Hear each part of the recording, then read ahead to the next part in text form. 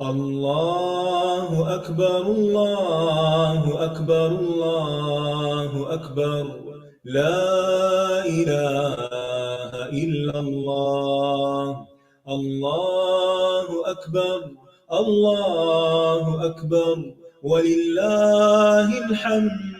الله أكبر الله أكبر الله أكبر، لا إله إلا الله. الله أكبر الله أكبر ولله الحمد. السلام علیکم ورحمۃ اللہ وبرکاتہ۔ نحمده ونصلي على رسوله الكريم، اما بعد فاعوذ باللہ من الشیطان الرجیم، بسم اللہ الرحمن الرحیم۔ رب اشرح لي صدری ويسر لي امری واحلل عقدۃ من لسانی یفقهوا قولی۔ انشاءاللہ آج ہم آیت نمبر 33 سے شروع کریں گے۔ پہلے لفظی ترجمہ۔ وآیتن، اور ایک نشانی ہے، لہم، ان کے لیے، الارض، زمین، المیتہ، مردہ، احییناہا، زندہ کیا ہم نے اسے، واخرجنا، اور نکالا ہم نے، منہا، اس سے، حبن، غلہ، اناج، فمنہ، تو اس سے، یأکلون، وہ کھاتے ہیں، وجعلنا، اور بنائے ہم نے، فیہا، اس میں، جنات، باغات، من نخیل، کھجوروں کے، وعناب، اور انگوروں کے، وفجرنا، اور جاری کیے ہم نے، فیہا، اس میں، من العیون، چشمے، لیأکلوا، تاکہ وہ کھائیں، من ثمرہ، اس کے پھل سے، وما، حالانکہ نہیں، عملتہ، بنایا اسے، ایدیہم، ان کے ہاتھوں نے، افلا، کیا پھر نہیں، یشکرون، وہ شکر ادا کرتے۔ سبحانہ، پاک ہے، الذی، وہ جس نے، خلق، پیدا کیے، الازواج، جوڑے، کلہا، سب کے سب، مما، اس میں سے جو، تنبتو، اگاتی ہے، الارض، زمین، ومن انفسہم، اور ان کے اپنے نفسوں میں سے، ومما، اور اس میں سے جو، لا یعلمون، نہیں وہ جانتے، وآیتن، اور ایک نشانی ہے، لہم، ان کے لیے، اللیل، رات، نسلخ، ہم کھینچ لیتے ہیں، منہ، اس سے، النہار، دن کو، فَإِذَا، تو یکا یک، ہم وہ، مظلمون، اندھیرے میں ہو جاتے ہیں، والشمس، اور سورج، تجری، وہ چل رہا ہے، لمستقر، ٹھکانے کے لیے، لہا، اپنے، ذالک، یہ، تقدیر، اندازہ ہے، العزیز، بہت زبردست کا، العلیم، خوب علم والے کا،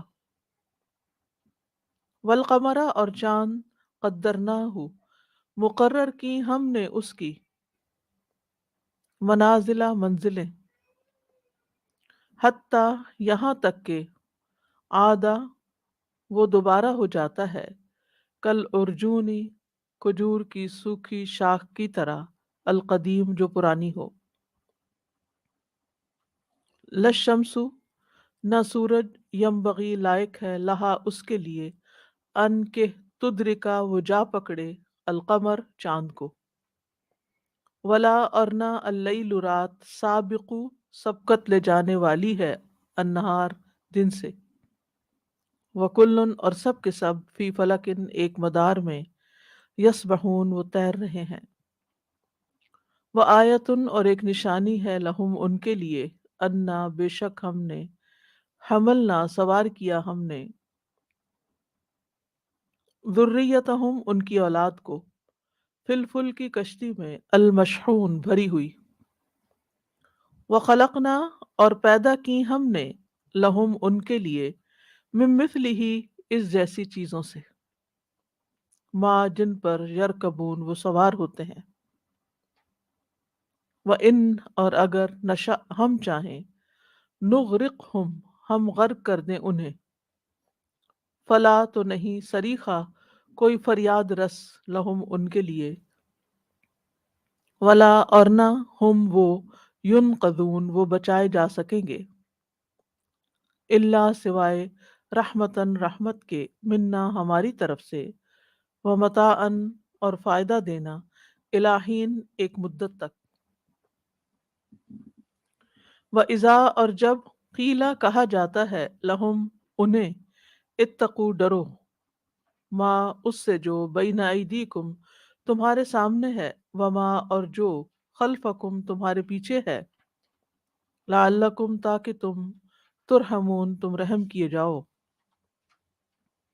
وما اور نہیں تأتیہم آتی ان کے پاس، من آیتن کوئی نشانی، من آیات ربہم من آیاتی نشانیوں میں سے، ربہم ان کے رب کی، الا مگر کانو ہوتے ہیں وہ، انہا اس سے، معرضین اعراض کرنے والے، وَإِذَا اور جب قیلا کہا جاتا ہے لہم انہیں، انفقوا خرچ کرو، مما اس میں سے جو رزقکم رزق دیا تمہیں، اللہ اللہ نے، قالا کہتے ہیں الذین وہ جنہوں نے، کفروا کفر کیا، للذین ان سے جو آمنو ایمان لائے، انطعمو کیا ہم کھلائیں، من اس کو جسے، لو اگر، یشاء چاہتا، اللہ اللہ، اطعمہ وہ کھلا دیتا اسے، ان نہیں انتم تم، الا مگر، فی دلال گمراہی میں، مبین کھلی کھلی۔ بس یہاں تک کافی ہے کیونکہ آگے ٹاپک چینج ہو رہا ہے۔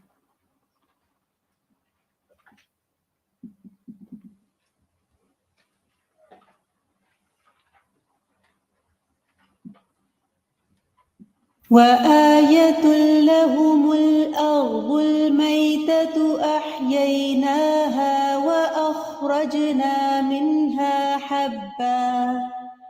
وأخرجنا منها حبا فمنه يأكلون وجعلنا فيها جنات من نخيل وأعناب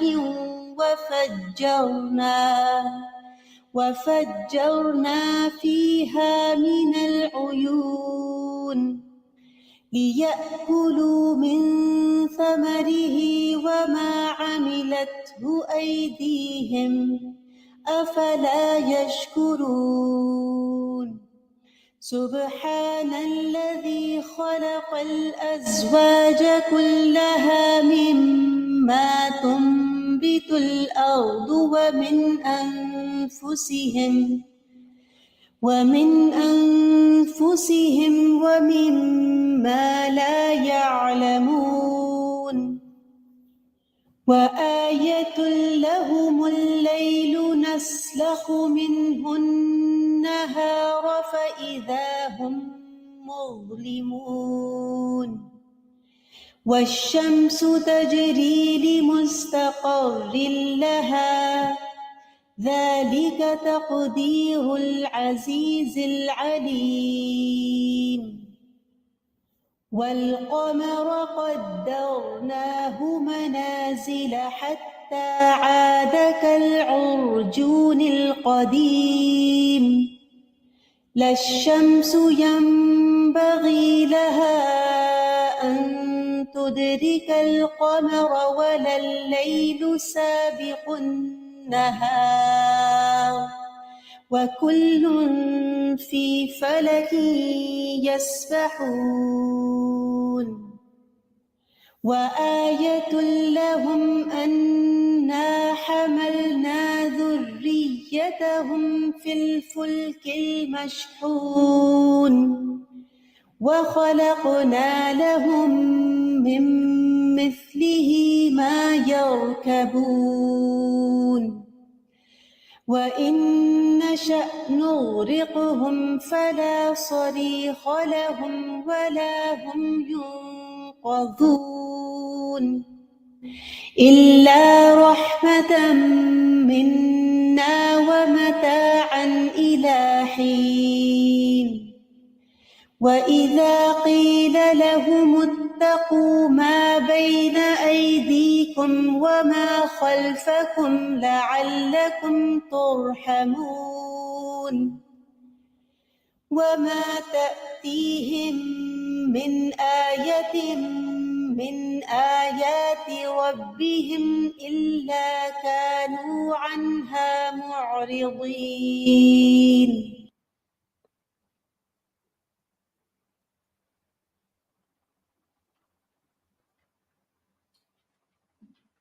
سر 47 تک ہے.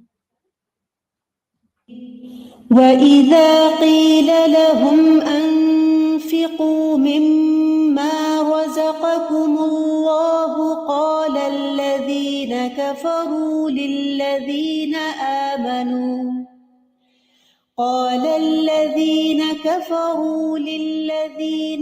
آمَنُوا أَنُطْعِمُ مَن لَّوْ يَشَاءُ اللَّهُ أَطْعَمَهُ إِنْ أَنتُمْ إِلَّا فِي ضَلَالٍ مُّبِينٍ.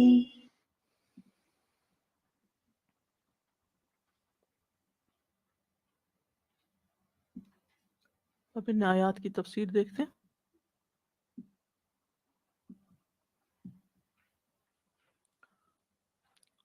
وَآیَةٌ لَّهُمْ، آیت نمبر 33.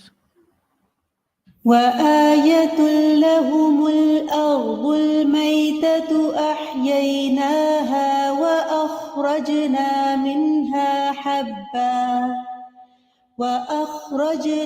مِنْهَا حَبًّا فَمِنْهُ يَأْكُلُونَ. اور مردہ زمین ان کے لیے ایک نشانی ہے، ہم نے اسے زندہ کیا اور ہم نے اس سے غلہ نکالا تو اس میں سے وہ کھاتے ہیں.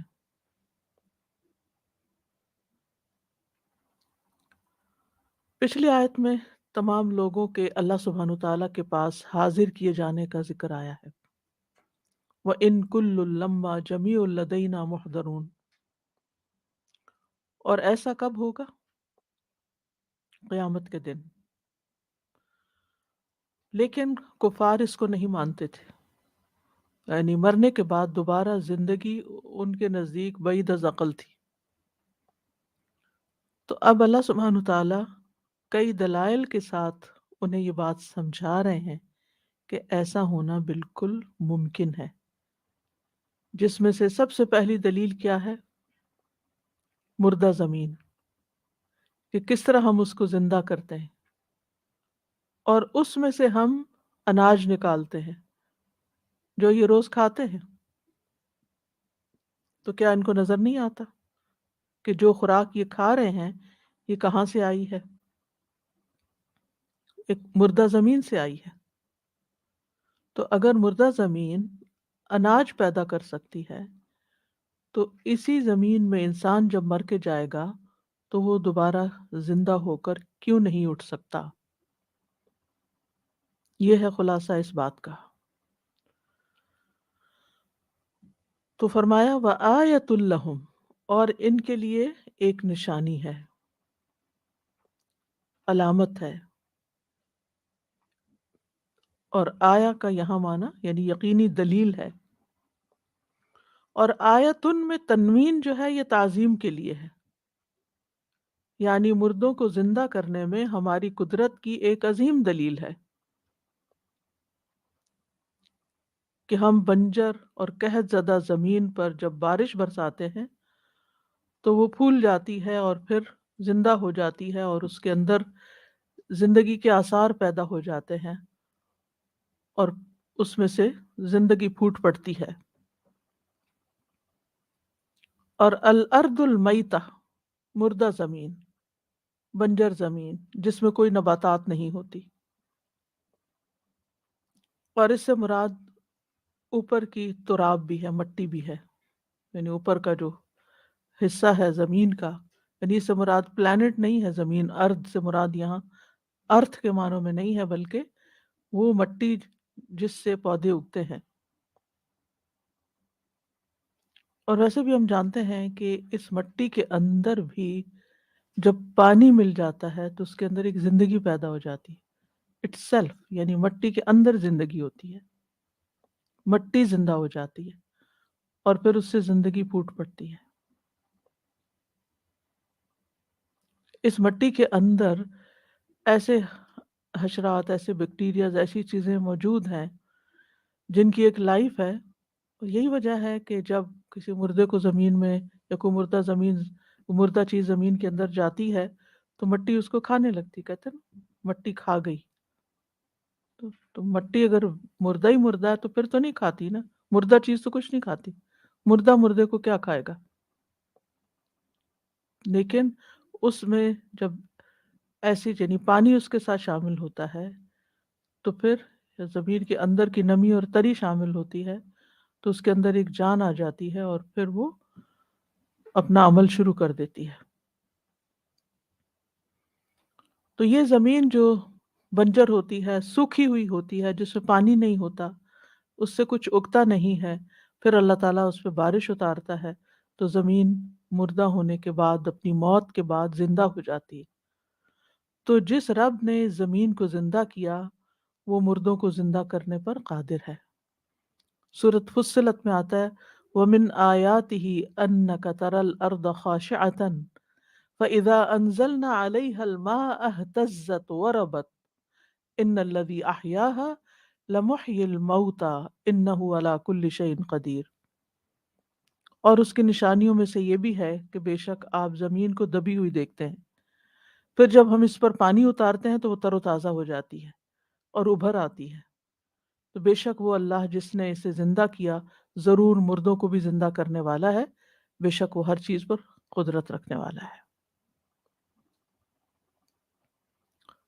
تو مردہ زمین کو نشانی کہا گیا یہاں، ایک عظیم نشانی جس کی طرف لوگوں کو متوجہ کیا گیا ہے، کیونکہ اہل عرب خاص طور پر زمین کا مردہ ہونا اچھی طرح سمجھتے تھے، کیونکہ وہاں جب بارش نہیں ہوتی تھی تو قحط سالی ہو جاتی تھی، زمین کچھ بھی نہیں اگاتی تھی، ڈیڈ ہو جاتی تھی، اور پھر بارش کے آتے ہی یکایک ہر چیز نکلنا شروع ہو جاتی۔ تو ایک چینج، ایسا چینج جو سب کو نظر آتا تھا، اسی سے مثال اور دلیل دے کے سمجھائی گئی بات۔ وَأَخْرَجْنَا مِنْهَا حَبًّا، اور اسی سے ہم نے غلہ اگایا، نکالا۔ حب اناج کی جنس، جیسے گندم، جو، باقی اسی طرح کی چیزیں جو سٹیپل فوڈ کے طور پر استعمال ہوتی ہیں، یعنی دانہ، حب کا لفظی معنی ہوتا ہے دانے، دانے اگائے۔ تو دانے سے مراد گندم کے دانے، مکئی کے دانے، جو کے دانے۔ اور پھر آپ دیکھیے کہ مزید پھر ان سے کتنی چیزیں انسان بنا لیتا ہے، یعنی ایک گندم کس کس شکل میں ہم استعمال کرتے ہیں اگر ہم غور کریں، اسی طرح جو بھی اور باقی کارن بھی، یعنی اس سے پھر آگے بائی پروڈکٹس بنتی چلی جاتی ہیں۔ فَمِنْهُ يَأْكُلُونَ، اس میں سے یعنی اس حب کا کچھ حصہ یہ خود کھاتے ہیں اور کچھ حصہ جو ہے وہ جانور کھاتے ہیں۔ یعنی اگر آپ دیکھیں تو کارن جو ہے اس کا جو اصل حصہ ہوتا ہے وہ انسان کھا لیتا ہے اور باقی جو ہے وہ جانوروں کو کھلا دیا جاتا ہے۔ تو اس لیے فرمایا مِنْهُ يَأْكُلُونَ، اس میں سے یہ کھاتے ہیں۔ اور پھر اناج کیونکہ زندگی کا ایک بڑا حصہ ہے، ہمیں اس سے کاربوہائیڈریٹس ملتے ہیں، اور کھانا اس وقت تک مکمل ہی نہیں ہوتا، اور آپ نے دیکھا ہوگا آپ جو مرضی کھا لیں لیکن اگر آپ روٹی نہیں کھاتے یا چاول نہیں کھاتے، حب حب کا کچھ حصہ نہیں کھاتے تو آپ کو یوں لگتا ہے جیسے کچھ کھایا ہی نہیں۔ لیکن اگر آپ صرف روٹی کھا لیتے ہیں، چاہے چٹنی کے ساتھ کھا لیں، دودھ کے ساتھ کھا لیں، تو آپ کو لگتا ہے کہ جیسے آپ نے اپنا میل لے لیا۔ تو اس لیے یہاں منہ یأکلون، اور اس کا کھانا آسان بھی ہے، یعنی جس طرح پیس کے اور پھر اس سے مختلف چیزیں بنا کے، یا اس کو ابال کے بھی کچھ لوگ کھاتے ہیں، جس بھی طریقے سے اس کا کھایا جائے اس کو، تو انسان مختلف لوگ مختلف طریقوں سے اس کو استعمال کرتے ہیں، اور یہ ہر روز کی نشانی ہے جو انسانوں کے سامنے آتی ہے، لیکن انسان اس کو کھا لیتے ہیں اور شکر بھی ادا نہیں کرتے، سوچتے بھی نہیں کہ یہ کہاں سے آ رہا ہے۔ نیکسٹ ہے وجعلنا فيها جنات من نخيل وأعناب وفجرنا فيها من العيون، اور ہم نے اس زمین میں کھجوروں اور انگوروں کے باغات پیدا کیے ہیں، اور ہم نے اس میں کئی چشمے جاری کر دیے۔ وجعلنا فیہا، اور ہم نے اس میں بنائے یعنی پیدا کیے، جنات بے شمار باغات، یعنی مختلف طرح کی پیداوار کے باغات، من نخیل، نخیل جو ہے نخل کی جمع ہے، جیسے عبد کی جمع عبید، مراد اس سے کھجور کا درخت ہے۔ یہاں پر کھجور کے درخت کا ذکر کیا گیا، مراد تو کھجور ہی ہیں، لیکن اس لیے کہ کھجور کے درخت کا کوئی بھی حصہ ضائع نہیں ہوتا، پورے کا پورا درخت فائدہ مند ہے، مختلف چیزیں بنانے کے کام آتا ہے۔ وہ آناب، اور انگور، عنب کی جمع، یہاں پر خاص طور پر کھجور اور انگور کے باغوں کا ذکر کیا گیا ہے۔ ان دونوں کے فوائد بھی بہت زیادہ ہیں، یہ دوا بھی ہیں اور غذا بھی ہیں، اور عربوں کی بہت مرغوب خوراک بھی ہیں، یعنی عربوں کے ہاں یہ پائے بھی جاتے ہیں۔ یہاں ان پھلوں کا ذکر نہیں کیا گیا جو اور علاقوں میں ہے، لیکن اگر دیکھا جائے تو پھلوں میں سے بہترین پھل یہ شمار ہوتے ہیں دونوں، کھجور اور انگور۔ کھجور کے بارے میں آتا ہے کہ اس کے اندر 46 قسم کے مادے پائے جاتے ہیں، یہ اپنی ذات میں ایک فارمیسی ہے، یعنی اس میں اتنی بے شمار چیزیں ہیں کہ جو مختلف جو غذا کے طور پر بھی کام آتی ہیں اور پھر دوا بھی ہیں، اور اس کے اندر ایسے مادے بھی پائے جاتے ہیں جو اس کو گلنے سڑنے سے روکتے ہیں، یعنی اس کے پریزرویٹو اس کے اندر ہی موجود ہیں، یعنی باقی پھل آپ اس طرح نہیں رکھ سکتے کہ پریزرو کیے بغیر آپ اس کو رکھ لیں، لیکن کھجور کے اندر ایسی اللہ نے صلاحیت رکھی ہے کہ بذات خود اپنے آپ کو پریزرو کر لیتی ہے، اس کے اوپر آپ کو پریزرویٹوز لگا کر اس کو سٹاک نہیں کرنا پڑتا۔ اور خاص طور پر قرآن مجید میں جو کھجور ہے وہ خواتین کے لیے بڑی مفید بتائی گئی ہے، جس طرح حضرت مریم علیہ السلام کے بارے میں آتا ہے نا، سورۃ مریم میں اللہ تعالیٰ نے عیسیٰ علیہ السلام کی ولادت کے وقت ان کو بتایا تھا کہ وہ حزی الیکی بجذع النخلۃ تساقط علیکی رطبا جنیا کلی واشربی وقرری عینا۔ تو اس میں بہت ساری تحقیقات ہوئی ہیں کہ کس طرح جو کھجور ہے وہ خواتین کے لیے ان کے جو خاص سسٹم ہے ان کا، اس کو کلین کرنے کے لیے، اس کو اسٹرینتھن کرنے کے لیے ان کے لیے فائدہ مند ہے، اور خصوصاً بچے کی ولادت میں غذا اور طاقت جو چاہیے اس کو بھی اس کے لیے بھی فائدہ مند ہے۔ ریسنٹلی مجھے کوئی بچی بتا رہی تھی کہ ان کی ڈلیوری کافی لمبی ہو گئی، انہوں نے مجھ سے کانٹیکٹ کیا تو میں ہاسپٹل گئی، تو میں اپنے ساتھ کھجور لے گئی، جیسے یہ سافٹ ہوتی ہے نا سکری وغیرہ جو بہت نرم ہوتی ہے، تو ڈاکٹرز جو تھے وہ منع کر رہے تھے کہ ابھی اس حالت میں اس کو کچھ بھی نہیں دینا، یعنی نہ پانی دینا نہ کچھ، آپ تجربے سے گزرے ہی ہوں گے کہ اس وقت ڈاکٹر کچھ بھی کھانے نہیں دیتے بالکل، جب آخر لیکن چونکہ لمبا ہوتا چلا جا رہا تھا پیریڈ، تو میں نے کھجور دی، میں نے کہا اس کو کھا لے، اللہ نے کہا ہے نا کلی وشربی، تو اللہ سبحانہ تعالیٰ کو زیادہ پتا ہے کہ کیا چیز کس وقت کے لیے کتنی فائدہ مند ہے. تو وہ بتا رہی تھی کہ مجھے اس وقت ایسی انرجی آئی کہ تھوڑی دیر کے بعد ہی میں فارغ ہو گئی، کہ اس سے پہلے مجھے میرے اندر جان ہی نہیں تھی، ہمت ہی نہیں تھی بالکل.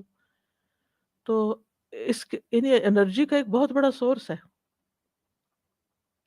اور اللہ ہی بہتر جانتا ہے، انسانوں نے جو ڈسکور کیا ہے سو کیا ہے، لیکن اللہ بہتر جانتا ہے کہ اس کے کھانے سے خون میں کون سے ایسے مادے شامل ہو جاتے ہیں کہ جو انسان کے اندر اس عمل کو آسان کر دیتے ہیں. اسی طرح عموماً یہ ہے کہ پیٹ کے کیڑے مارنا اور جو زہریلے مادے ہیں ان کا اخراج، اور جو آنتوں کے ساتھ چیزیں چپک جاتی ہیں ان سب کو صاف کرنے میں، اور پھر مختلف طریقے سے، جیسے عربوں کے یہاں چونکہ گرمی عموماً زیادہ ہوتی ہے تو اس لیے وہ اس کو نبیذ بنا کر اس کا جو پیتے ہیں، تو وہ ایک بھرپور انرجی ڈرنک ہوتا ہے، نیچرل انرجی ڈرنک، اور اس میں ٹھنڈک بھی ہوتی ہے پھر جب یعنی اس طریقے سے بنایا جاتا ہے. خود نبی صلی اللہ علیہ نبی صلی اللہ علیہ وسلم کی غذاؤں میں سے ایک غذا نبیذ بھی ہے، جس کا آپ نے سنا ہوگا کہ کس طرح وہ رات کو کھجوریں بھگو دیا کرتے تھے اور صبح اس کو پی لیتے تھے، یعنی اس کو مسل کے اس کے اندر اس کا ڈرنک بنا کے، شربت بنا کے. لیکن یہ ہے کہ اگلے دن شام تک اس کو ختم کر دیتے تھے، نہیں کیونکہ اگر اس کو چھوڑ دیا جائے تو وہ مسکر ہو جاتا ہے، اس میں نشہ پیدا ہو جاتا ہے. اور اب لوگ تو شراب بھی بناتے تھے اس سے، انگور سے اور کھجور سے. تو اناج کے بعد جو چیز بطور غذا استعمال کرتے تھے، حتیٰ کہ اناج کی ریپلیسمنٹ کے طور پر بھی، کیونکہ اناج عربوں میں اگتا نہیں تھا، یعنی مکہ وغیرہ میں وہ گندم نہیں اگتی تھی، باہر سے امپورٹ کرتے تھے، تو اس لیے وہ اس کی اویلیبلٹی کم ہوتی تھی. یعنی جس طرح ہم ہر وقت ہمارے یہاں روٹی چاول اویلیبل ہوتے ہیں، اور چاول تو کوئی ان کی جان پہچان میں نہیں تھے، تو تو وہ لوگ کھجور کو اسٹیپل فوڈ کے طور پر پھر استعمال کر لیتے تھے. اسی لیے آپ نے پڑھا ہوگا غزوات وغیرہ میں صحابہ جو ہیں وہ ایک ایک دو دو کھجور کے اوپر سارا دن گزار کے اور جنگیں لڑ لیا کرتے تھے. تو وہ اسی وجہ سے کہ اس کے اندر ایسی ایسی غذائیت ہے جو شاید کسی اور پھل میں نہ ہو، کہ جس کی وجہ سے انسان لانگ ٹرم کام کر سکتا ہے. ہماری اپنی ایک اسٹوڈنٹ تھی کراچی میں، تو ان سے ایک دفعہ میری ملاقات ہوئی، بہت ایکٹیو، بہت ینگ، ہیلدی، چمکتی دمکتی. تو میں نے ان سے کہا کہ آپ کیا ناشتہ کرتی ہیں، کیا کھاتی ہیں آپ؟ تو کہنے لگی میں صرف دودھ کا کپ اور کھجوریں لیتی ہوں، 2 شاید یا 3، اب مجھے یاد نہیں، اور میرے اندر اتنی انرجی سارا دن رہتی ہے کہ مجھے کچھ اور کھانے کی ضرورت پیش ہی نہیں آتی. اور تو یہ تو میرے فرسٹ ہینڈ ایکسپیرینسز ہیں، لیکن بے شمار فائدے ہیں جو آپ پڑھ سکتے ہیں. بہت کچھ ریسرچز ہو چکی ہیں، سیمینار اس پہ کیے گئے ہیں. اور کھجوروں کی بھی بے شمار اقسام ہے، ایک طرح کی کھجور نہیں، بے شمار اقسام ہے، جس میں سے شاید آپ کو پتہ ہی ہو کہ جو اعلیٰ درجے کی کھجور ہے وہ 1000 ریال کلو تک بھی ملتی ہے، یعنی جو بہت ہی اعلیٰ قسم ہوتی ہے. اب تو شاید اور بھی مہنگی ہو گئی ہو، لیکن یہ کہ تو یہ چیزیں ان کی آنکھوں کے سامنے تھی روز، یعنی کھجور ان کی روز کھانے کی چیز تھی، لیکن پھر نہیں سوچتے تھے کہ یہ اتنی بڑی ہماری ضرورت کہاں سے پوری کر رہی ہے. پہلے زمانے میں ہاسپٹل نہیں تھے، ڈاکٹرز نہیں تھے، دوائیاں نہیں تھیں، فارمیسیز نہیں تھیں، تو یہ غذائیں ہی ساری ضروریات پوری کر رہی تھی.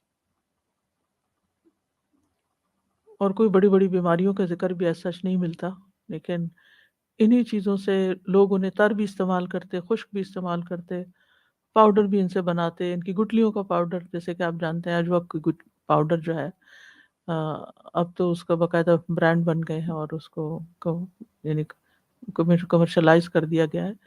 تو نبی صلی اللہ علیہ وسلم نے حضرت سعد کو دل کی بیماری کے لیے استعمال کرنے کو کہا تھا.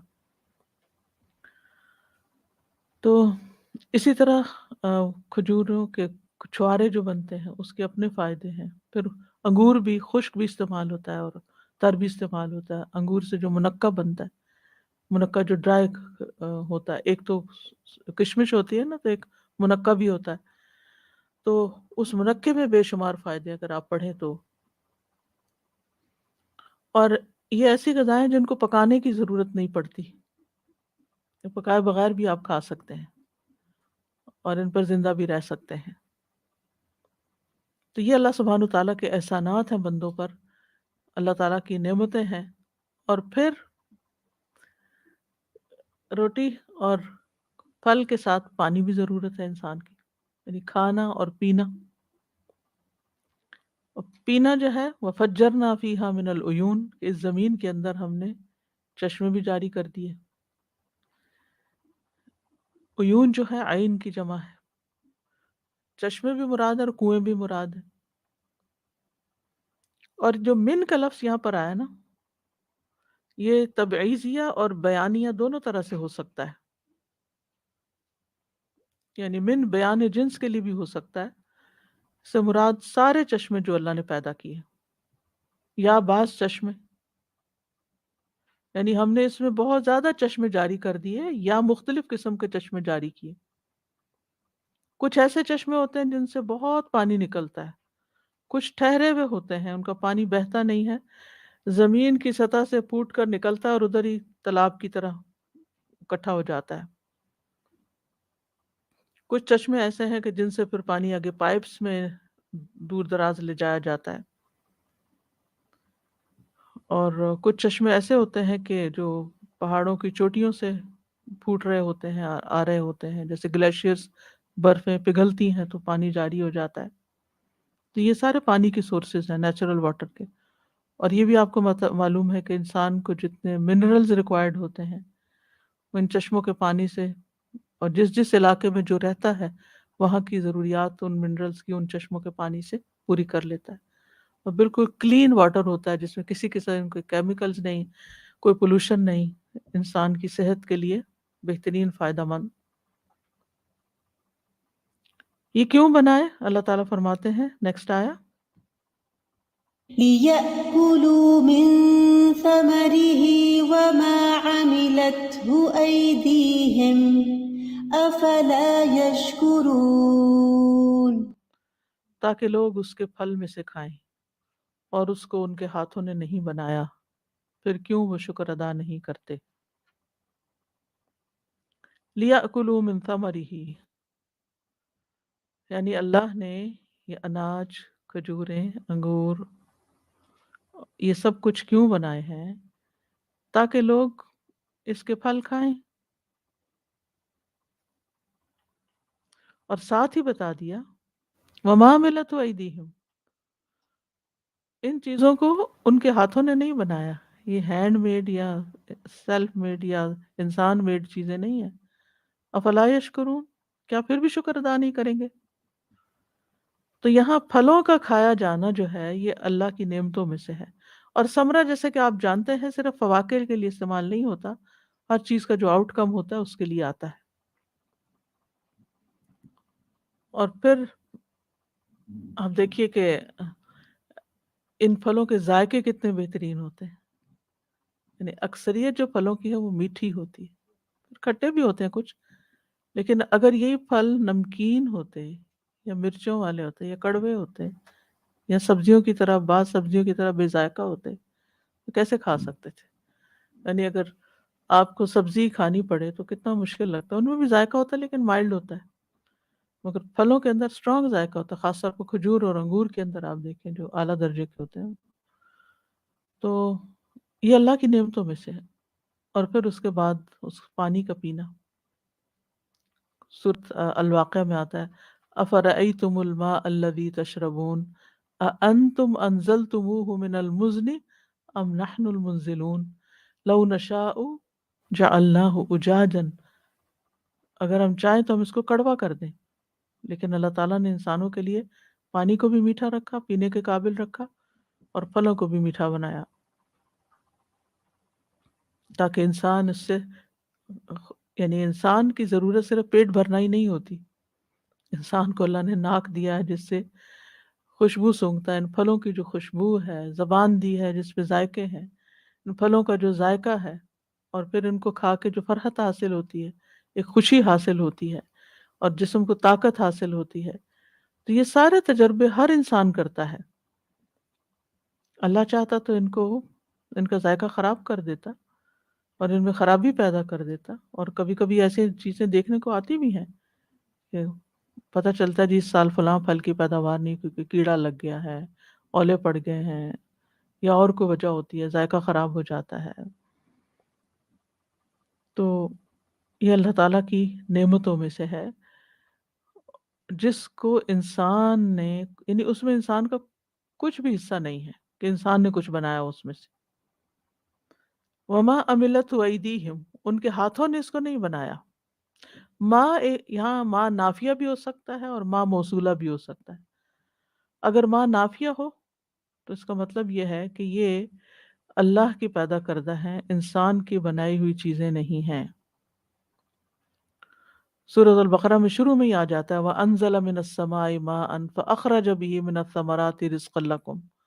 اللہ نے آسمان سے پانی اتارا، پھر اس کے ذریعے پھل نکالے تمہارے لیے رزق کے طور پر. اسی طرح انزل من السماء ماء لکم منہ شراب ومنہ شجر فیہ تسیمون. نہ صرف انسان خود کھاتا ہے، جانور بھی چراتا ہے اپنے. دوسرا یہ ہے کہ ماں موصولہ ہے تاکہ وہ اس کا پھل کھائیں، اور اس کا بھی جو کام ان کے ہاتھوں نے کیا ہے، یعنی وما عملت ایدیہم، وہ بھی استعمال کریں. یعنی مراد یہ ہے کہ جیسے پودے اگانا، کاشت کرنا، پانی دینا، نلائی گوٹی کرنا، ان کی کٹنگ کرنا، ان کی دیکھ بھال کرنا، پھر جو پک جائے پھل کاٹنا، پھر اس کو پروسیس کرنا، پھر اس کو لانا، رکھنا، دھونا، کھانا. وما عملت ایدیہم، یہ ماں موصولہ ہو تو پھر یہ مانا ہوگا کہ جو ان کے ہاتھوں نے کیا. پھر اسی طرح ان کو کاٹنا، پھر یعنی پھل کاٹ کے کھائے جاتے ہیں یا دھو کے کھائے جاتے ہیں، سجائے جاتے ہیں، جو بھی. پھر اس کے بعد ان پھلوں کو پروسیس کر کے جو جو چیزیں آگے بنتی ہیں، کچھ گھر میں بن جاتی ہیں، جیسے اب دیکھیں کہ فروٹ کے ساتھ جوسز بن جاتے ہیں، یا جیم، جی جیم وغیرہ بن جاتے ہیں. کچھ پھلوں کو ڈال کے آئس کریم وغیرہ بنا لی جاتی ہے، ملک شیک بنا لیے جاتے ہیں، چٹنی، اچار، مربہ، شربت، شیرہ، بہت کچھ. افلا یشکرون، کیا پھر یہ شکر ادا نہیں کریں گے؟ یعنی جب اللہ نے انہیں ان بے شمار اور ان گنت نعمتوں سے سرفراز کیا ہے تو یہ اللہ کا شکر کیوں نہیں ادا کرتے؟ یعنی افلا یشکر، شکر نہیں کریں گے؟ کیوں نہیں؟ Why not? اور شکر کیا ہوتا ہے کہ جس ہستی نے ہمیں انعام دیا ہے ہم اس کی قدر کریں، اس کی بات مانیں، جو چیز اس نے دی ہے اس کو اس کی پسند کے مطابق استعمال کریں. تو اللہ سبحانہ تعالیٰ کا شکر کیا ہے کہ اللہ سبحانہ تعالیٰ کو یاد کریں، مان جائیں کہ یہ سب نعمتیں اسی کی بنائی ہوئی ہیں، اور پھر زبان سے بھی اس کا اظہار کریں، دل سے بھی قدردان ہوں، پھر انہیں حلال طریقے سے استعمال کریں، ان کے اندر ایسی تبدیلیاں نہ کریں جو انسانیت کے لیے نقصان دہ ہیں، پھر ان چیزوں کو اللہ کی اطاعت میں استعمال کریں، نافرمانی میں استعمال نہ کریں، اور اطاعت کے لیے اللہ سے مدد مانگیں. تو اگر کوئی انسان اللہ کی نعمت کھا کر، اللہ کی نعمت استعمال کر کے اللہ ہی کی نافرمانی کرتا ہے تو وہ بہت ہی نمک حرام ہے، بہت ہی ناشکرا ہے، ناقدری کرنے والا ہے. یعنی جب رزق اللہ نے دیا ہے تو عبادت بھی اللہ ہی کی کرو، اطاعت بھی اللہ کی کرو، بات بھی اسی کی مانو. ناشکری جو ہے وہ عام طور پر دو وجوہات کی بنا پر ہوتی ہے. ایک یہ کہ انسان غفلت کی وجہ سے ناشکری کرے، شکر ادا نہ کرے. افلا یشکرون، ناشکری کا مطلب یہ نہیں کہ میں نہیں مانتا، نہیں، شکر ادا ہی نہیں کیا، غائب. کھایا پیا، نہ شروع کے وقت بسم اللہ پڑھی نہ آخر میں الحمدللہ کہی، بس بھول گئے. کبھی جلدی میں ہوئے، کبھی باتوں میں لگے ہوئے، کبھی کوئی ڈسٹریکشن آ گئی تو بس جو کھانا سامنے آیا بس سیدھے ہاتھ سے اٹھایا، الٹے سے اٹھایا، کھڑے ہو کے کھایا، بیٹھ کے کھایا، بس منہ میں ڈالا اور اس کے بعد چل دی اپنے کام کو. یا کام بھی ساتھ کرتے رہے اور ساتھ کھاتے رہے، اللہ کا کوئی شکر ادا نہیں کیا. تو یہ جو انسان کا رویہ ہے یہ اللہ تعالیٰ کو سخت ناپسند ہے. یعنی انسان اللہ کا رزق کھائے اور پھر اللہ ہی کو یاد نہ کرے.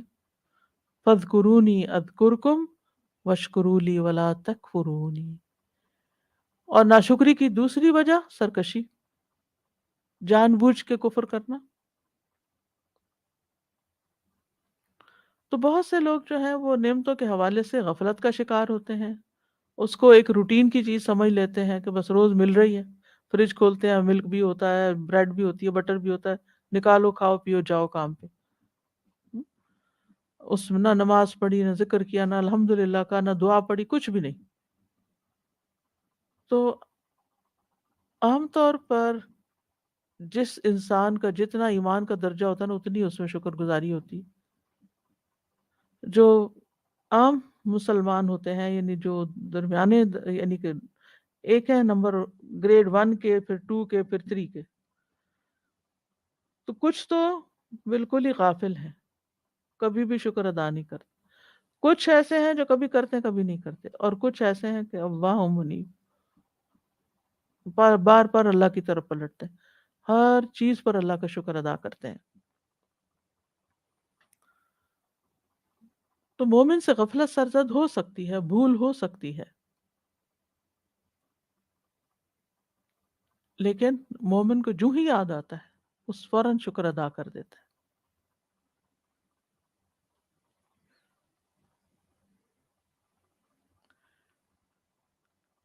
اب دیکھیں کہ پیاس کے بعد جب پانی ملے تو بے ساختہ شکر ادا ہوتا ہے. بھوک کے بعد کھانا ملے تو ہو ہی نہیں سکتا کہ پھر آپ نہ کہیں الحمدللہ. عام طور پہ نہ بھی کہیں گے نا تو اس وقت ضرور کہہ دیں گے.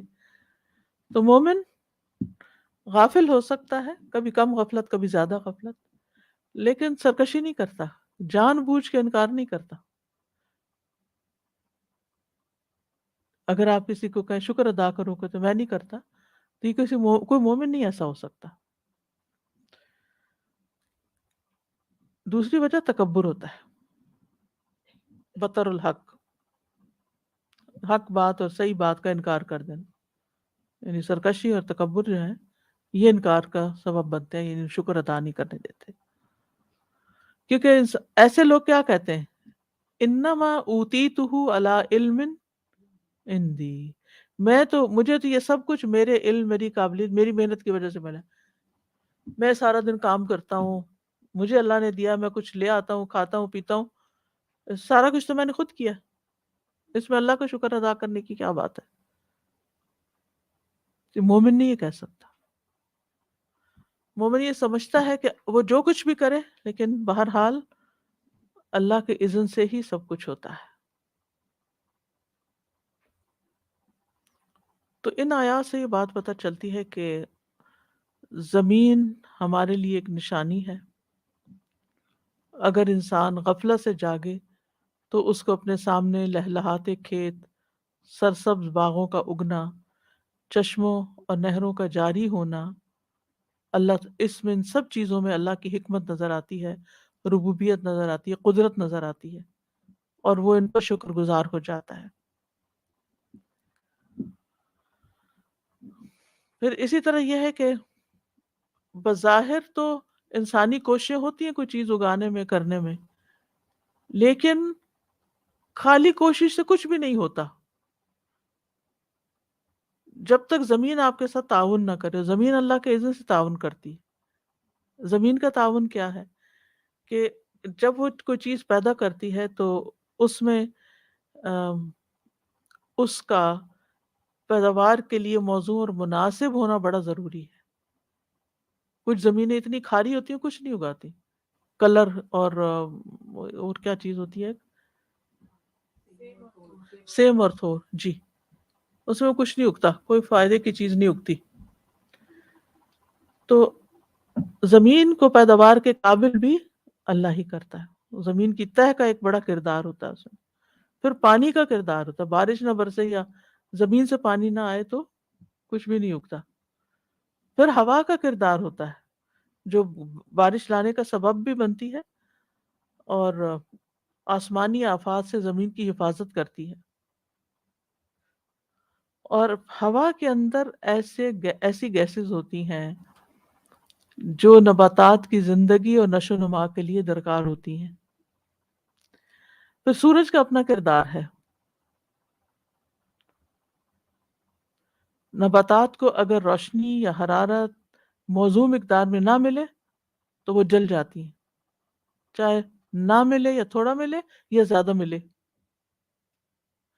تو یہ چار بڑے بڑے اسباب جب پیدا کر دیے گئے تب نباتات وجود میں آئے: زمین، پانی، ہوا، سورج۔ اگر یہ چار چیزیں آپس میں کوآرڈینیٹ نہ کریں تو کیا ہوگا؟ زمین کچھ نہیں اگائے گی۔ اب آپ کی باری ہے، فرمائیے، اپنے علم سے مستفید کیجیے۔ سبحان اللہ استاذہ، یہ پورا ہفتہ ایک پیپر ہمارا ڈیو تھا، سسٹینیبلٹی اس کورس کا نام ہے، تو کہ کس طرح سے ہم سسٹینیبل وے میں چیزیں گرو کرتے ہیں۔ تو کوئی کمپنی یا پروڈکٹ ہمیں چوز کرنی تھی اور ریئلائز کرنا تھا کہ کیا ہے اور کس طرح سے اس کو ایفیشینٹ طریقے سے گرو کیا جائے اور دیا جائے وہ۔ تو اس میں آئی تھنک میں نے وہ ایک بہت بڑی چاکلیٹ کمپنی اس کو پک کیا تھا کہ چاکلیٹ کہاں سے آتی ہے، مجھے تو کچھ پتہ ہی نہیں تھا۔ میں اتنا جاہل اپنے آپ کو تصور کرتی کہ اور جتنی چاکلیٹ شاید میں کھاتی ہوں، I am one of the people جن کا سویٹ ٹوتھ ہوتا ہے، ہم کتنا میٹھا کھاتے ہیں اور چاکلیٹ کھاتے ہی کھاتے ہیں ہر چیز میں، اور کیسے وہ گرو کرتی ہے، کیسے وہ سیڈز ہوتے ہیں، اور جب میں نے بچوں کو دکھایا وہ دکھنے میں اتنے مختلف ہیں، اور سارا چاکلیٹ کی تو کوئی شکل ہی نہیں ہے اس میں کہ وہ اس طرح کچھ ہو سکتے ہیں، لیکن ان کوکو بینس کو کہاں پہ گرو کیا جاتا ہے، وہ مخصوص لیٹیٹیوڈ پہ گرو کرتے ہیں، ان کو ٹیمپریچر چاہیے، وہ ایک پرٹیکولر ویسٹ افریقہ کے ایک مخصوص کنٹریز ہیں جہاں پہ وہ اگتے ہیں، وہاں سے ان کو سکھایا جاتا ہے، وہ سارا پروسیس ہوتا ہے، پھر وہ آتے ہیں، پھر وہ اس کا ایکسٹینسو پروسیس ہے جو کہ آدھے کو دوسرا ترجمہ کیا جائے تو اس کے اندر آتا ہے۔ اینڈ آئی ریئلائز، اور اس میں بھی کتنا کچھ ہو رہا ہے، ہم تو انوائرمنٹ اسپیکٹ سے اس کو دیکھ رہے تھے کہ کتنا لوگوں کے، جتنی وہ کہتے ہیں استاذہ $80 بلین انڈسٹری ہے پر ایئر، جو مینوفیکچرر، جو بڑے مینوفیکچرر جو حاصل کرتے ہیں، اسپیشل جو پلانٹرز ہیں جو گرو کرتے ہیں، ان کا کیا حال ہے، وی آل نو کہ افریقہ میں کیا exploitation and so on and so forth. لیکن یہ جو سارا ایک تصور ہے کہ پورے ایک سسٹمیٹک میں اللہ سبحانہ تعالیٰ نے چیزوں کو رکھا ہے، وہ گرو کر رہی ہوتی ہے، اور پھر شکر گزاری واقعی ہم کھا لیتے ہیں وداؤٹ سوچے یہ کہ اللہ تعالیٰ نے یہ آئی ہمارے پاس کس تک ہے اور کس طرح اللہ تعالیٰ نے ہمیں یہ نعمت عطا کی ہے، اور سیکنڈ کہ اس میں لوگ کس اور طرح نہ وہ بندوں ہیں۔ کے شکر گزار ہوتے، اور سب سے ایگزیکٹلی پہلے ان غریبوں کے استاذہ، جو گرو کرتے ہیں اور اتنی ہارڈ شپ کے ساتھ، اور ان کو حاصل کیا ہوتا ہے۔ چائلڈ لیبر اور پتہ یس، نہیں کیسی کیسی چیزیں اس میں ایسوسیٹ ہیں، جو آپ شکر گزاری کے اوپر بات کرتے ہو سادہ، اس سے ریلیٹڈ کہ بعض دفعہ غفلت یعنی ہماری تو ریئلائزیشن بھی نہیں ہوتی۔ اور مجھے یاد ہے ہماری پیاری بہن ساتھی بیٹھی رہی، نے مجھ سے ایک دفعہ ایک سوال کیا اور میں اتنی ڈم فاؤنڈیڈ تھی، میں نے کہا میں نے تو کبھی سوچا ہی نہیں کہ میں یہ واقعی کیسے کر لیتی ہوں۔ میں نے ریئلائز کیا کہ ہمیں تو پتہ ہی نہیں، ہم آئی تھنک ان چیزوں کو وہ انکمپس بھی نہیں کر سکتے کہ اللہ تعالیٰ نے ہمیں کیا کیا دیا ہوتا ہے۔ اور سبحان نہ اللہ۔ شکر، یعنی شکر ادا نہیں کرتے، پھر ہمیں کوئی تکلیف آئے تو ہم کہتے ہیں ہم نے تو کوئی قصور نہیں کیا، ہم نے تو کوئی گناہ نہیں کیا، ہمیں یہ کیوں ہمارے اوپر امتحان آ گیا ہے، ہم تو سارا اچھا ہی کر رہے ہیں، ہم تو نیک ہی ہیں، نمازیں بھی پڑھتے ہیں، کہ کس قسم کی نمازیں پڑھتے ہیں اور کس قسم کے روزے رکھتے ہیں، اور کیا ہمارے حالات ہیں، کہ قرآن کی تلاوت کا حال کیا ہے، کسی بھی کام میں ہمارا دل کہاں ہے، کتنا شکر ہے۔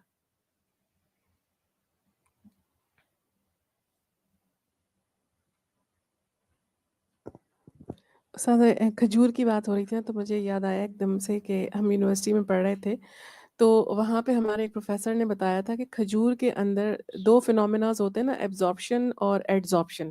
ایبزارپشن جو ہوتا ہے وہ لکوڈ چیزوں کا ہوتا ہے، اور ایڈزارپشن جو ہوتا ہے وہ سالڈ چیزوں کا ہوتا ہے۔ تو کھجور کے اندر یہ صلاحیت ہے کہ وہ جب انسان کے اندر اگر ریت کے ذرات چلے جاتے ہیں تو وہ ان کو ایڈزارب کر لیتا ہے۔ تو جو ریگستانی علاقوں میں کھجور کی پیداوار ہونا اور پھر وہاں کے لوگوں کا یہ مین غذا ہونا، اللہ تعالیٰ کی کتنی بڑی حکمت ہے اس کے اندر۔ اور میں تو سمجھتی ہوں کہ جو ہمارے جسم کے اندر ٹاکسنز وغیرہ اور اس طرح کے فری ریڈیکلز پھر رہے ہوتے ہیں، ہو سکتا ہے ان کو بھی صاف کرنے میں مدد دے، کلینزنگ۔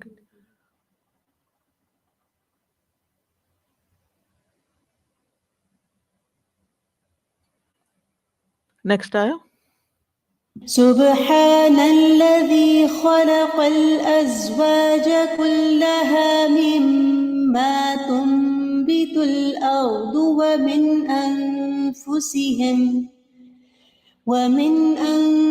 أنفسهم ومما لا يعلمون. پاک ہے وہ ذات جس نے ہر چیز کے جوڑے پیدا کیے، اس میں سے جو زمین اگاتی ہے اور ان کے اپنے نفسوں میں سے اور اس میں سے جنہیں وہ جانتے بھی نہیں. سبحانہ، سبحانہ جو ہے یہ ہمیشہ منصوب آتا ہے، اس بنا پہ یہ مفعول مطلق ہے، اور اس کا جو عامل ہوتا ہے وہ لازمی حذف کیا جاتا ہے، اور وہ عامل کیا ہے؟ سبح، سبح سبحان. ٹھیک ہے، آپ وہ مفعول مطلق الگ سے پڑھ لیتے ہیں اور اس کو الگ پڑھتے ہیں، لہذا دونوں میں کنیکٹ نہیں ہوتا نا کبھی، اور ہمیشہ پریشان رہتے کہ سبحانہ کیوں آیا، سبحہ کیوں نہیں آ رہا. تو سبح سبحانن ہے، یعنی سبح جو ہے وہ حذف ہے، اس میں محذوف ہے. اور یہ اللہ سبحانہ تعالیٰ کی تسبیح بیان کرنے کے لیے آتا ہے کہ اللہ تعالیٰ ہر نقص، ہر عیب، ہر غلطی، ہر کمزوری سے پاک ہے، اور اس بات سے پاک ہے کہ کوئی بھی اس کا شریک ہو. سبحان الذی، وہ جو، جس نے خلق الازواج کلھا، ہر طرح کے جوڑے پیدا کیے، نر اور مادہ کی تمام اقسام پیدا کی. ازواج کے کئی معنی ہیں. ازواج کا ایک معنی جوڑا ہے، جس کا اطلاق نر اور مادہ پر ہوتا ہے. مرد عورت کے لیے زوج ہے، عورت مرد کے لیے زوج ہے، اسی لیے عربی میں بیوی کے لیے بھی زوج کا لفظ آتا ہے. اور اللہ سبحانہ، اور یہ دونوں ایک دوسرے کے اپوزٹ ہیں، دونوں میں کشش پائی جاتی ہے، اور اسی وجہ سے پھر آگے تخلیق کا سلسلہ چلتا ہے. حیوانات اور نباتات میں بھی جوڑے ہیں، جیسے لائف سٹاک دیکھ لیں، مویشی دیکھ لیں، درندے دیکھ لیں، پرندے دیکھ لیں، جتنی بھی قسم کے جاندار ہیں، حتیٰ کہ درخت، جیسے کھجور، انار کے درخت نر بھی ہوتے ہیں، مادہ بھی ہوتے ہیں. کھجور کو بھی اسی وجہ سے وہ چاہیے ہوتی ہے، ریٹف، کیا کہتے ہیں اس کو، جو پیوند کاری، گرافٹنگ. جی، اسی طرح کچھ پودے ایسے ہوتے ہیں کہ جب پھل لگنے کا موسم ہوتا ہے تو ہوائیں نر درختوں کے بیج اٹھا کے مادہ درختوں پہ پھینک دیتی ہیں، خود بخود پولینیشن ہوتی رہتی ہے، اور اس سے آگے مزید پیداوار کا سلسلہ چلتا ہے. اسی طرح جمادات میں بھی جوڑے ہیں، یعنی پتھروں کے اندر. تو ساری مخلوق، حتیٰ کہ کہتے ہیں کہ پہاڑوں میں اور پانی میں، یو نیم اٹ، تو ہر مخلوق جوڑوں کی شکل میں ہے. ساری کریشن، صرف ایک اللہ ہے جس کا کوئی جوڑا نہیں، جس کا کوئی شریک نہیں. اور دنیا کا جوڑا آخرت ہے، یہ بھی یہاں سمجھانا مقصود ہے. سورۃ یاسین مکی اور مکی صورتوں میں توحید اور آخرت دو چیزوں کو مثالوں سے خوب سمجھایا گیا. سورۃ زاریات میں آتا ہے وَمِن كُلِّ شَيْءٍ خَلَقْنَا زَوْجَيْنِ لَعَلَّكُمْ تَذَكَّرُونَ، اور ہر چیز سے ہم نے دو قسمیں بنائی تاکہ تم نصیحت حاصل کرو. اسی طرح ازواج کا معنی آپس میں مماثلت رکھنے والی چیزیں بھی ہے. مثلا ایک جوتا دوسرے جوتے کے لیے کیا ہے؟ زوج ہے، جوڑا ہے. اور یہ لفظ قرآن میں بھی ہے وَآخَرُ مِن شَكْلِهِ أَزْوَاجٌ، سورۃ صاد میں آتا ہے، اور دوسری اس کی ہم شکل کئی قسمیں. پھر ازواج کا معنی نمبر 3، ازواج کا معنی ایک دوسرے کے اپوزٹ چیزیں بھی ہوتی ہیں، جیسے دن کا جوڑا رات، سائے کا دھوپ، روشنی کی تاریکی، یہ سب ایک دوسرے کے زوج ہیں. تو ازواج کا سلسلہ اتنا وسیع ہے کہ انسانوں میں، نباتات میں، حیوانات میں، ان سب چیزوں کے اندر یہ پایا جاتا ہے، خواہ ہمیں پتہ ہو یا نہ ہو. مما تنبت الارض ومن انفسہم، اس میں بھی جوڑے ہیں جو زمین اگاتی ہے، یعنی نباتات میں جو زمین سے اگتی ہیں چیزیں، ومن انفسہم، اور ان کی اپنی جانوں میں بھی، کیونکہ مرد عورت سے ہوتا ہے اور عورت مرد سے پیدا ہوتی ہے.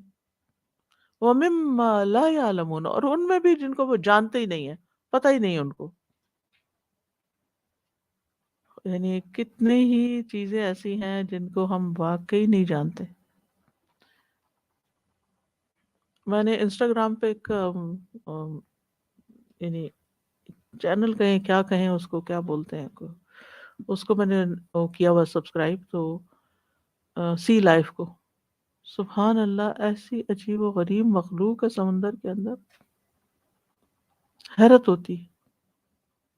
اور یہ لیٹسٹ ڈسکوریز ہیں بالکل، یعنی پہلے تو ہم صرف سمندر کی سطح کے اوپر اوپر جو مچھلیاں وغیرہ وہ پکڑ لی، مونگے سیپیاں لے لی، تھوڑا اور نیچے جا کے تو موتی شوتی نکال لی، لیکن اس کے اندر ڈیپ ڈاؤن دا سی جہاں تک انسان ابھی تک پہنچ بھی نہیں پایا، تو مختلف طریقوں سے کیمروں کے ذریعے جو تصویریں اتار کے اور اس طریقے سے جانور رہتے ہیں، اور جو لامتناہی سلسلہ ہے، انسان کی عقل دنگ رہ جاتی۔ وہ مما لا یعلمون، اس دور کو اور آج کو دیکھیں، ہر دور میں وہ مما لا یعلمون ہے۔ وَلِلَّهِ جُنُودُ السَّمَاوَاتِ وَالْأَرْضِ، اللہ کے لشکر ہیں آسمانوں میں بھی اور زمین میں بھی۔ تو اس آیت کے شروع میں سبحان اللہ کہا گیا۔ اللہ سبحانہ تعالیٰ نے ہر چیز کے جوڑے پیدا کیے، اللہ جوڑے سے بھی پاک ہے، سبحانہ، اس لیے صبح شروع میں سبحانہ کا لفظ آیا۔ اس آیت میں قیامت کے اس بات کی دلیل بھی ہے، قبروں سے اٹھنے اور بدلہ پانے کے عقیدے کو بھی ثابت کیا ہے، اور ہر چیز جوڑے کی شکل میں ہونا قرآن کے اللہ کی طرف سے وحی ہونے کی دلیل ہے، کیونکہ اس دور میں لوگوں کو یہ بات بالکل پتہ نہیں تھی۔ یہ تو اب ریسنٹلی اس پر ریسرچ ہوئی ہے اور ہر چیز کے جوڑے تلاش کیے جا رہے ہیں، لیکن یہ 20ویں صدی میں انسان کو یہ پتہ چلا ہے، اس سے پہلے نہیں تھا۔ تو قرآن نے 1400 سال پہلے سے بتا دیا کہ ہر چیز میں جوڑے ہیں۔ اور اہم سبق جو اس آیت سے ملتا ہے وہ یہ کہ انسان کو اللہ کی نعمتوں کا شکر ادا کرنا چاہیے، جس نے یہ ساری چیزیں پیدا کی ہیں انسان کے لیے۔ نیکسٹ آیا۔ وَآيَةٌ لَهُمُ اللَّيْلُ نَسْلَخُ مِنْهُ النَّهَارَ فَإِذَا هُمْ مُظْلِمُونَ، اور رات بھی ان کے لیے ایک نشانی ہے جس سے ہم دن کی روشنی کو کھینچ لیتے ہیں تو یکا یک وہ اندھیرے میں رہ جاتے ہیں۔ زمینی نشانیوں کے بعد اب آسمانی نشانی کا ذکر ہے، یعنی پہلے تو زمین پر نظر ڈالو، کیا کچھ اللہ نے پیدا کیا، اللہ کی قدرت کے کتنے نظارے ہیں، اور اب رات اور دن کے بدل بدل کے آنے میں، سورج اور چاند کے باری باری نظر آنے میں غور کرنے کی دعوت دی جا رہی ہے۔ وَآیَةٌ لَهُمُ اللَّيْلُ، رات ایک بہت بڑی نشانی ہے۔ نَسْلَخُ مِنْهُ النَّهَارَ، ہم اس سے دن کو کھینچ لیتے ہیں، اتار لیتے ہیں۔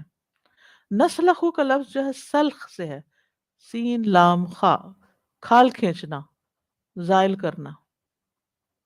سلخ فلان جلد الشاء، جلد الشات، فلاں نے بکری کی جلد کھینچ لی، یعنی جب وہ اس کے اوپر سے ہٹا دی جاتی ہے۔ تو یہاں اللہ تعالیٰ فرماتا ہے نسلخ، ہم ایسا کرتے ہیں، اپنی عظمت کے اظہار کے لیے کہا، کیونکہ یہ کوئی معمولی کام نہیں ہے دن کا رات میں بدل جانا۔ فَإِذَا هُمْ مُظْلِمُونَ، تو وہ یکا یک اندھیرے میں رہ جاتے ہیں۔ اور یہ آیت بھی قیامت کے دن کے اس بات کی دلیل ہے۔ رات کا اندھیرا اور دن کا اجالا دونوں ہی ہر روز اللہ کی قدرت یاد کراتے ہیں۔ جب صبح کے وقت تبدیلی دیکھتے ہیں، جب شام کے وقت تبدیلی دیتے ہیں، دونوں ایک دوسرے کے پیچھے لگے ہوئے ہیں۔ دن آتا ہے تو رات چلی جاتی ہے، رات آتی ہے تو دن چلا جاتا ہے۔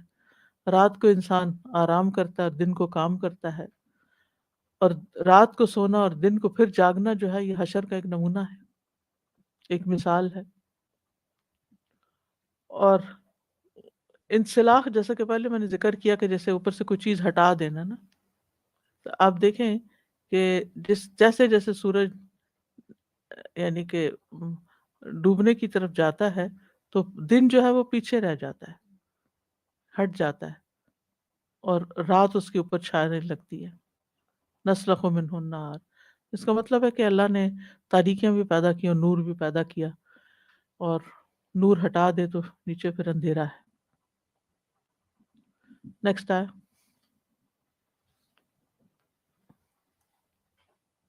والشمس تجري لمستقر لها ذلك تقدير العزيز العليم. اور سورج اپنے ٹھکانے کی طرف چل رہا ہے، یہ اندازہ ہے بہت زبردست خوب علم والے کا۔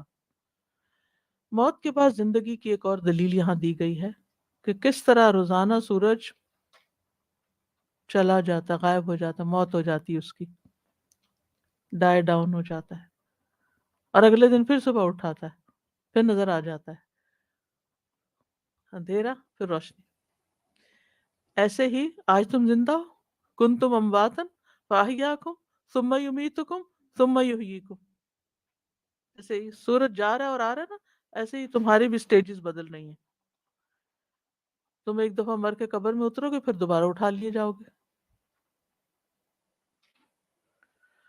تو والشمس تجری لمستقر لہا، اور سورج یہاں پر والشمس کا جو واو ہے نا، یا تو یہ عطف کی ہے واو، جس کا معنی پھر یوں ہوگا اور سورج بھی ان کے لیے نشانی ہے، اور یہ بھی جائز ہے کہ یہ واو استئناف کی ہو، یعنی ابتدائی ہو، اور شمس کو پھر مبتدا پڑھیں گے، تو دونوں طرح ہی جائز ہے، لیکن پہلا معنی زیادہ قوی ہے، والشمس یعنی جیسے اور نشانی ہے نا، اور سورج بھی نشانی ہے، یہ مطلب ہے۔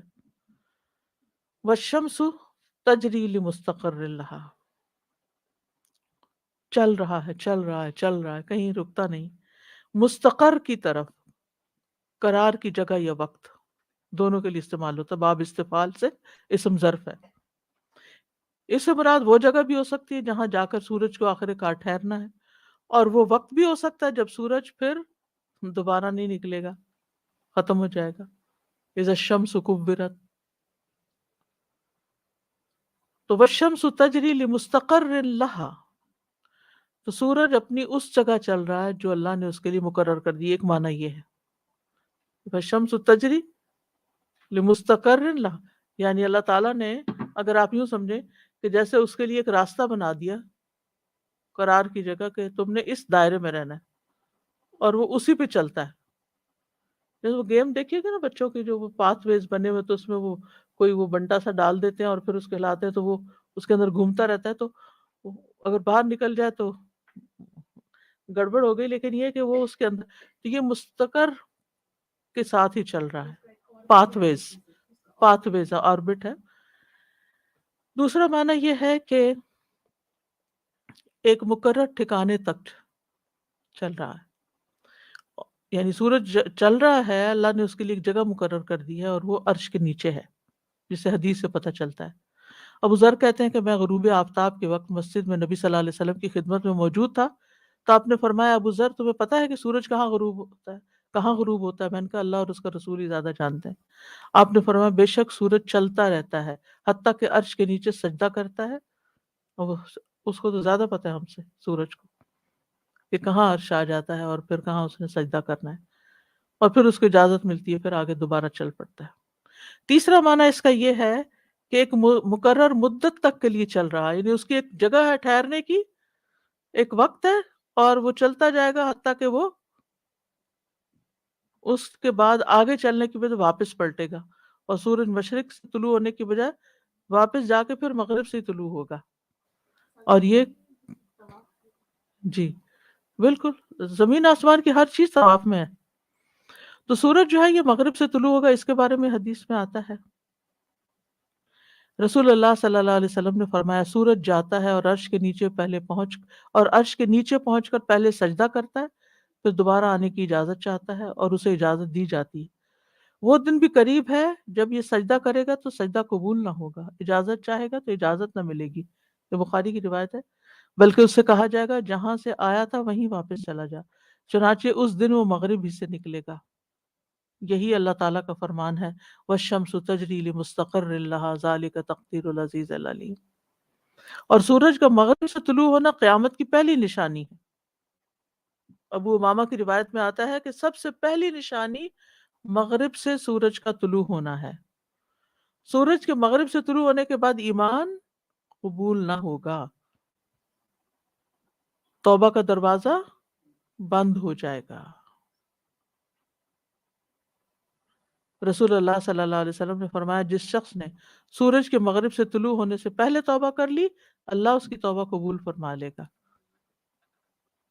ایک اور حدیث میں صحیح مسلم کی، رسول اللہ صلی اللہ علیہ وسلم نے فرمایا 6 باتوں سے پہلے پہلے اعمال کرنے میں جلدی کرو۔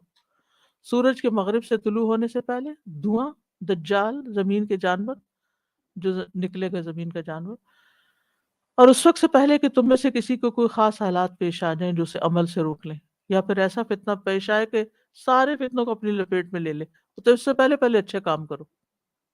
ذالک تقدیر العزیز العلیم، یہ اندازہ ہے العزیز العلیم کا، یعنی یہ کب سے چل رہا ہے، کب اس نے حرکت شروع کی، کب اس نے ختم ہونا ہے، جس نے مستقر مقرر کیا ہے یہ اسی کو پتا ہے، اس کی تقدیر پہ کوئی غالب نہیں آ سکتا۔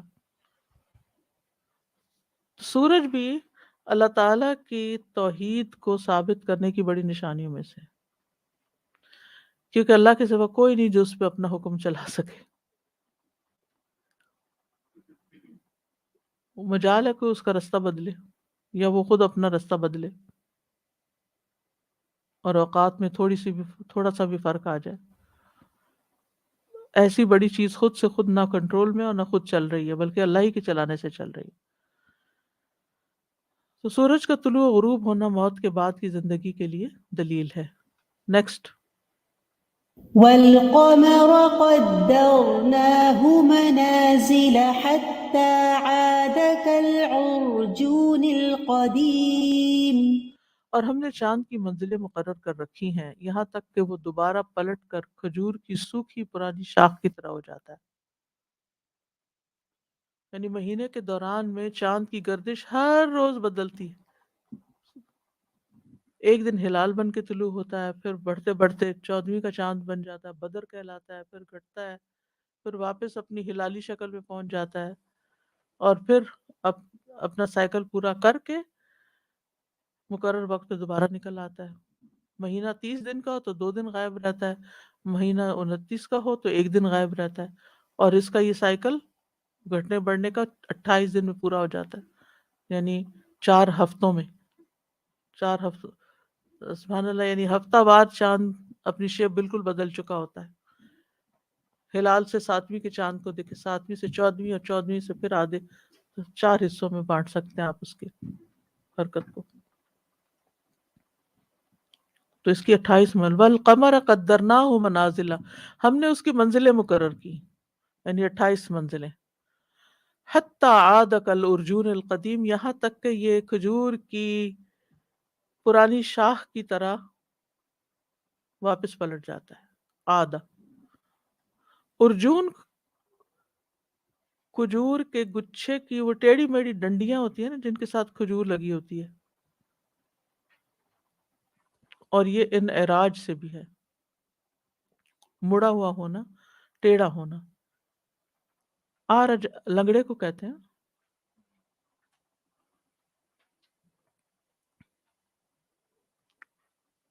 تو مطلب یہ ہے کہ چاند کے اس سفر اور رفتار کو اللہ تعالیٰ نے منزلوں میں تقسیم کر دیا ہے، جن سے وہ نہ آگے بڑھتا نہ پیچھے ہٹتا ہے۔ اور یہ جو کھجور کی جو شاخ ہے، یہ کھجور کی جو ٹہنی ہے، اس کا جو ٹیڑھا ہونا ہے، اگر آپ دیکھیں تو بہت زیادہ مشابہت ہوتی ہے اس میں اور آخری رات کے شان میں، اور وہ الٹا ہی ہوتا ہے، نکلتے وقت یوں ہوتا ہے، جب آخری رات ہوتی ہے یوں ہوتا ہے۔ تو چاند بھی اللہ تعالیٰ کی نشانیوں میں سے ایک نشانی ہے، اور یہ دونوں ایک حساب کے ساتھ چل رہے ہیں، سورج اور چاند۔ والشمس والقمر، الشمس والقمر بحسبان، یعنی ان کا ایک حساب ہے۔ رسول اللہ صلی اللہ علیہ وسلم نے فرمایا، لوگوں، سورج اور چاند اللہ کی نشانیوں میں سے 2 نشانیاں ہیں، اور ان کا ایک باقاعدہ نظام ہے۔ سورج جو ہے وہ اندھیرے میں روشنی کا باعث ہے، چاند بھی رات کے اندھیرے کو کم کرتا ہے، اور خاص طور پر چاند کا کام دنوں کی گنتی کو شمار کرنا ہے، اوقات معلوم کرنے کا ذریعہ۔ یسألونک عن اہلہ قل ہی مواقیت للناس والحج، چاند کے حساب سے ہی ہمیں روزے رکھنے چاہیے. حدیث میں آتا ہے لا تصوموا حتی تروا الہلال، ہلال دیکھے بغیر روزے مت رکھو. ولا تفطروا حتی تروہ، اور نہ ہی افطار کرو یعنی روزے ختم کرو جب تک کہ اس کو دیکھو نہیں. اس کا یہ مطلب نہیں کہ ہر بندے نے الگ الگ دیکھنا ہوتا ہے، مطلب یہ کہ دیکھنا ضروری ہے، کوئی بھی دیکھے اور پھر بتائے آگے لوگوں کو. اور چاند کے لحاظ سے مہینہ 29 یا 30 دن کا ہوتا ہے، جو شمسی کیلنڈر سے مختلف ہو جاتا ہے پھر سال میں. اور نیا چاند دیکھنے کی دعا بھی ہمیں سکھائی گئی ہے. اللہ اکبر اللہ اکبر اللہم اہلہ علینا بالامن والایمان والسلامت والاسلام لما تحب بالتوفیق لما تحب وترضى یا ہلال ربی وربک اللہ. نیکسٹ آیت. لا الشمس ينبغي لها أن تدرك القمر ولا الليل سابق النهار وكل في فلك يسبحون. سورج کے لائق نہیں کہ وہ چاند کو جا پکڑے، اور نہ رات دن سے سبقت کرنے والی ہے، اور سب کے سب ایک مدار میں تیر رہے ہیں. سبحان اللہ. یعنی تمام اجرام فلکی جو ہیں اپنے اپنے آربٹ میں گھوم رہے ہیں، ان کو اس سے باہر نہیں نکلتے. یہ نہیں ہوتا کہ جب چاند چمک رہا ہو تو اچانک سورج بھی چمکنا شروع ہو جائے، اور یہ بھی نہیں ہو سکتا کہ ابھی دن کا کچھ وقت باقی ہو کہ یکا یک رات ہو جائے. للشمس ینبغی، سورج کے لیے جائز نہیں، اس کے لائق نہیں، ان تدرک القمر، کیونکہ چاند کو جا پکڑے. یعنی سورج چاند کے مدار میں نہیں جا سکتا، یا سورج میں یہ طاقت نہیں کہ وہ اس کو اپنی طرف کھینچ لے کہ دونوں آ کے اکٹھے چلتے ہیں. نہیں. پھر یہ کہ دونوں کی روشنی میں فرق ہے، اور دونوں کی روشنیاں اکٹھی نہیں ہوتی، دونوں کی منزلیں بھی فرق ہیں. کلن فی فلک یسبحون، ہر ایک اپنے مدار میں تیر رہا ہے.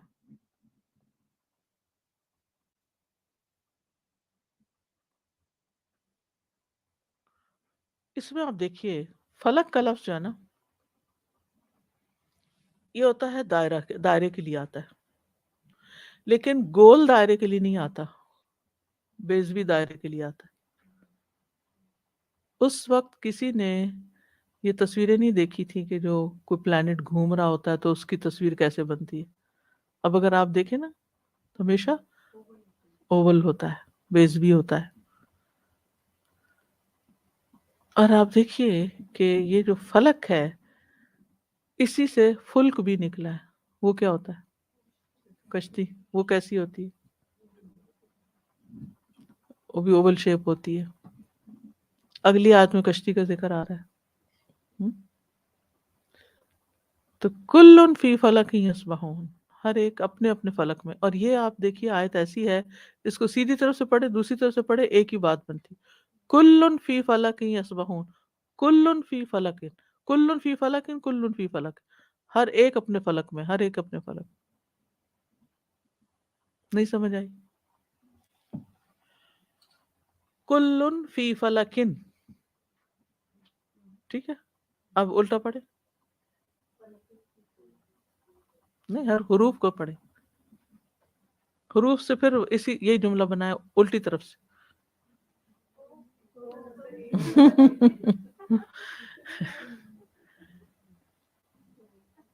یعنی یہ رفتار ایسی ہے، کلن فی فلکن، کلن فی فلکن، ادھر سے آؤ ادھر سے آؤ، اندر ہی رہو گے، اسی کے اندر گھومتے رہو گے، باہر نہیں نکل سکتا کوئی اس میں سے. یہ اتنا زبردست اللہ کا نظام ہے کہ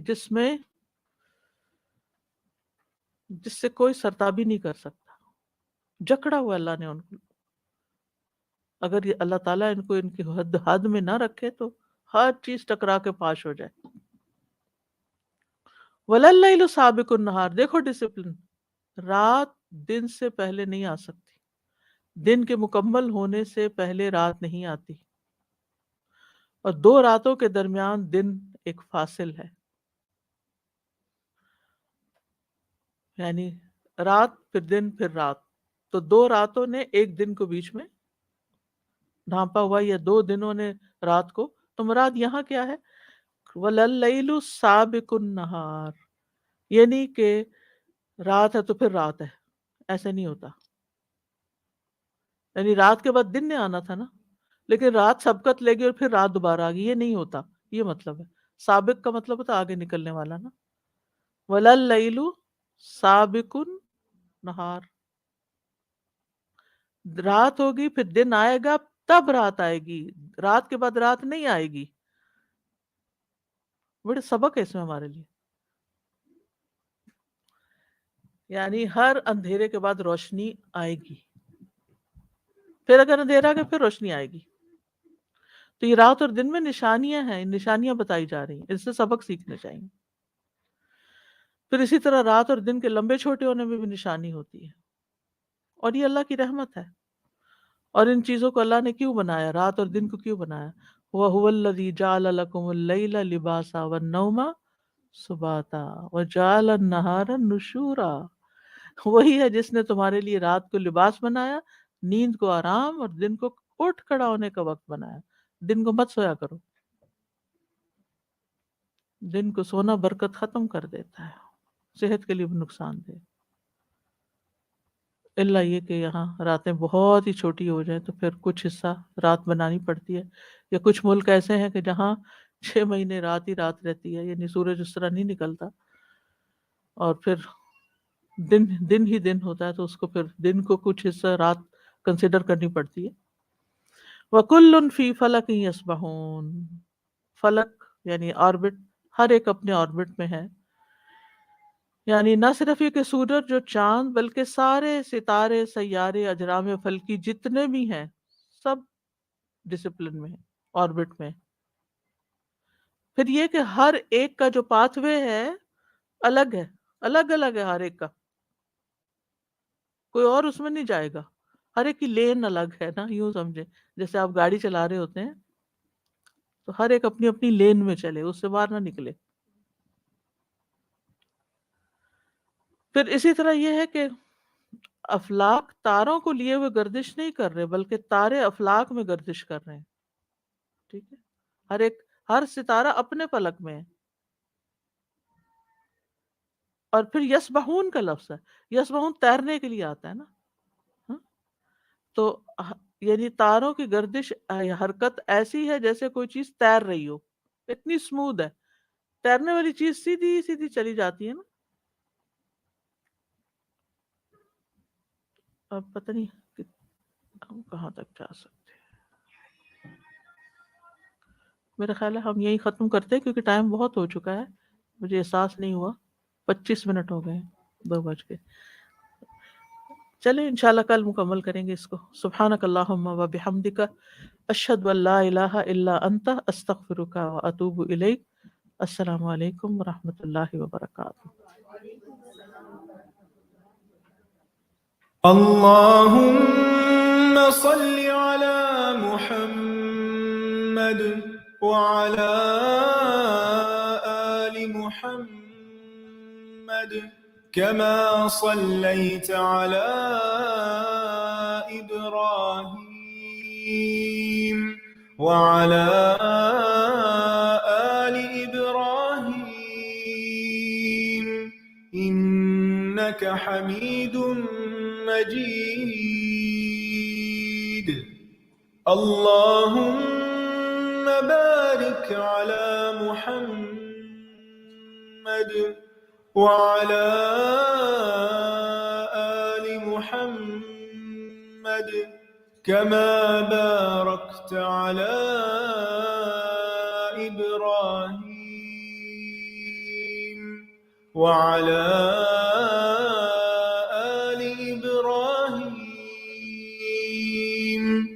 إنك حميد مجيد۔